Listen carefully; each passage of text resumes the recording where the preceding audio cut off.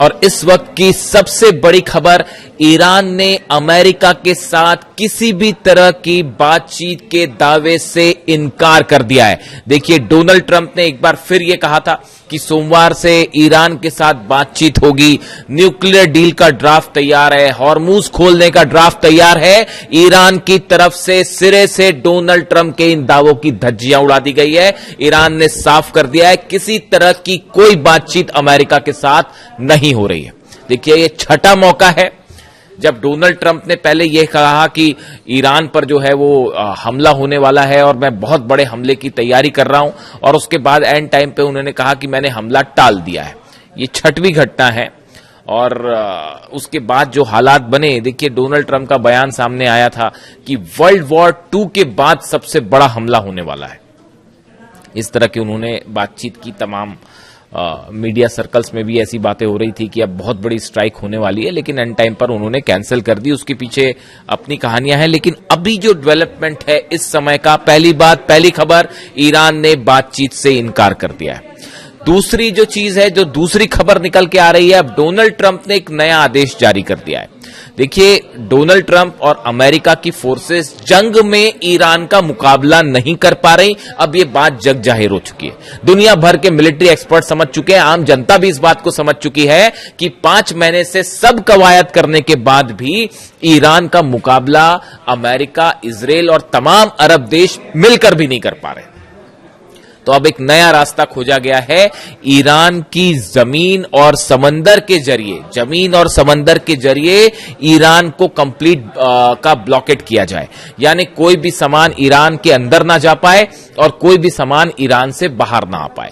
ये वो नया प्लान है जो डोनाल्ड ट्रंप और सेंटकॉम और इजराइल ने मिलकर तैयार किया है, और इसका एग्जीक्यूशन शुरू हो गया है। हॉर्मूज में आप देख ही रहे हैं कि हॉर्मूज में अमेरिका की सेना अरब सागर के आसपास ब्लॉकेट करके खड़ी हुई है, अंदर नहीं जा रहे, आगे नहीं जा रहे, तो 1000 किलोमीटर का डिस्टेंस रख रहे हैं, वरना फिर अबू मेहदी क्या करेगी वो सब जानते हैं। समंदर से ब्लॉकेड है। अब कोशिश ये है कि ईरान के जो बॉर्डर्स जिन जगहों से, जिन देशों से लगे हुए हैं, उन सब पर दबाव डाल के ये कोशिश की जाए कि ईरान का जो सामान है, इंपोर्ट एक्सपोर्ट है, उसको पूरी तरह से रोका जाए और जमीन के जरिए भी ईरान का सामान बाहर ना जाए। ये वो नया प्लान है जो डोनाल्ड ट्रंप ने तैयार किया है, और इसकी सीधी वजह यह है कि जंग में आप सीधा मुकाबला नहीं कर पा रहे। अब सुनिए, ईरान की तरफ से डोनाल्ड ट्रंप की इस प्लान का बड़ा जवाब सामने आ गया है और करारा जवाब सामने आ गया है, और ईरान ने यह कह दिया है सीधा सीधा कि अगर ईरान का ब्लॉकेड करोगे तो समंदर में ट्रंप के जहाजों की कब्र खोद दी जाएगी। ये बात ईरान कह रहा है, और ये बयान एक बड़े ही सीनियर अधिकारी की तरफ से आया है। ईरान के मोहसिन रजाई साहब हैं, मिलिट्री एडवाइजर हैं ईरान के सुप्रीम लीडर मुस्तफा खामेनी साहब के, और सबसे बड़ी बात है कि ये अली खामेनी साहब के भी बेहद करीबी रहे। यानी अली खामेनी साहब का जो मिलिट्री प्लान था और जो पॉलिटिकल प्लान था, उसमें वो हमेशा से उनको भी एडवाइस करते रहे।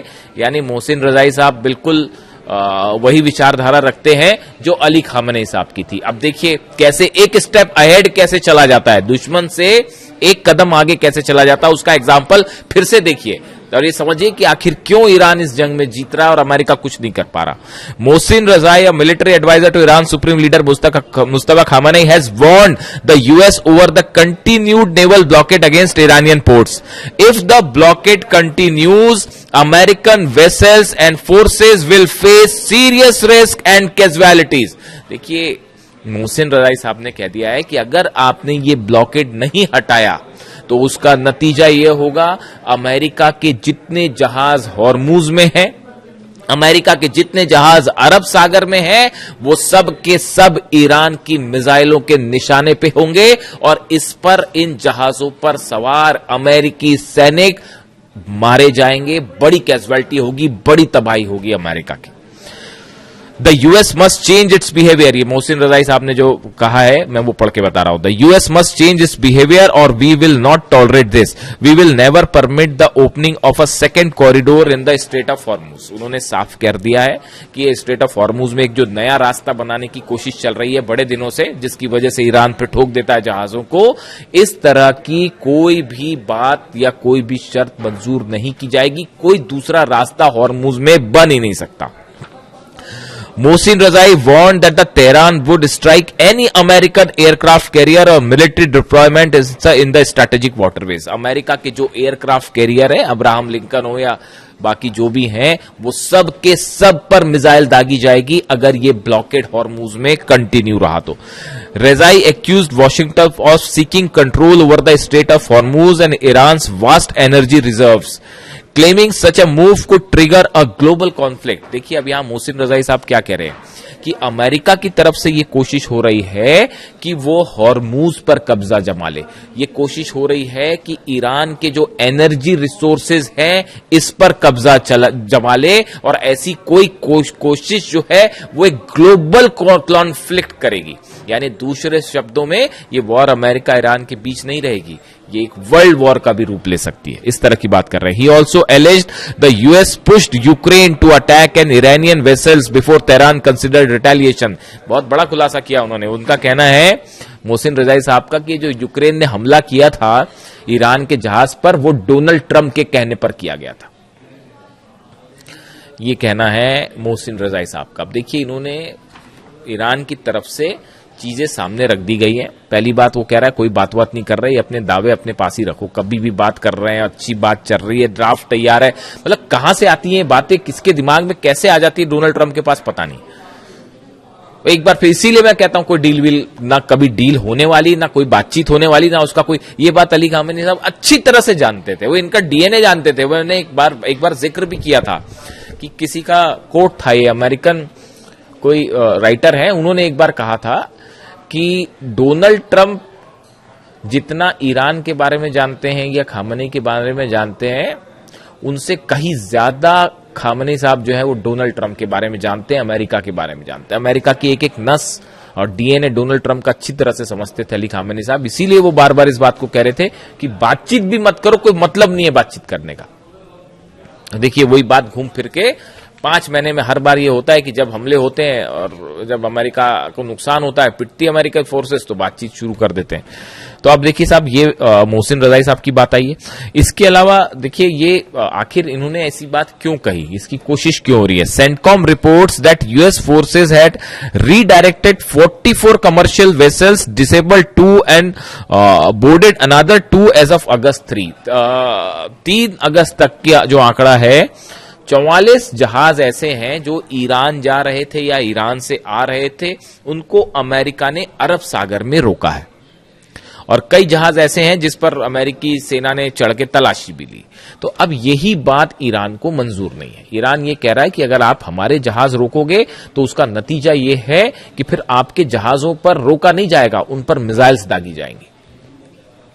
इसके अलावा देखिए एक और जो अहम खबर है, US senator minority leader Chuck Schumer जो सीनेटर हैं अमेरिका के, उन्होंने एक बार फिर डोनाल्ड ट्रंप पर बड़ा निशाना साधा है. एकदम रिलेवेंट बात है, इसलिए उनका जिक्र जरूरी है.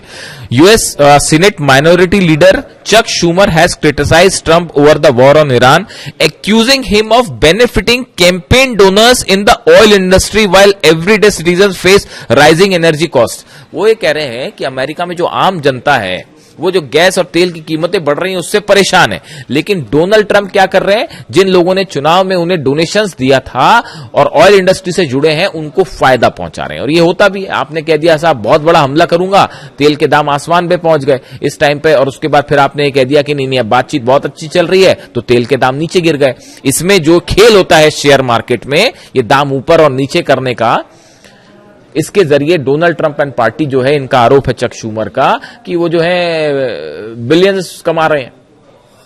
तो ये खेल बंद करो, वो कह रहे हैं. वो आगे कहते हैं Trump's illegal war in Iran is a gift to his big oil friends. अब देखिए ये इलीगल वॉर शब्द का इस्तेमाल कर रहे हैं चक शूमर, सीनेटर हैं वो. इलीगल वॉर, अगर देखिए मैं इलीगल वॉर कहता हूं तो मेरे कई दर्शक, कई लोग कहते हैं कि आप जो है वो ईरान को फेवर कर रहे हो और अमेरिका के अगेंस्ट बात बोल रहे हो. अब मैं नहीं कह रहा ना ये बात तो सीनेटर कह रहे हैं. सीनेटर जो है माइनॉरिटी लीडर जो है चक शूमर, वो कह रहे हैं कि Trump's illegal war in Iran. वो खुद ही कह रहे हैं कि ये जो ईरान के खिलाफ जंग हो रही है इलीगल है, गैर कानूनी है, और ये जो है एक बड़ा गिफ्ट है उनके ऑयल फ्रेंड्स जो हैं उनके लिए, एक बड़ा तोहफे की तरह है, और पैसा बना रहे हैं डोनाल्ड ट्रंप उनके लिए.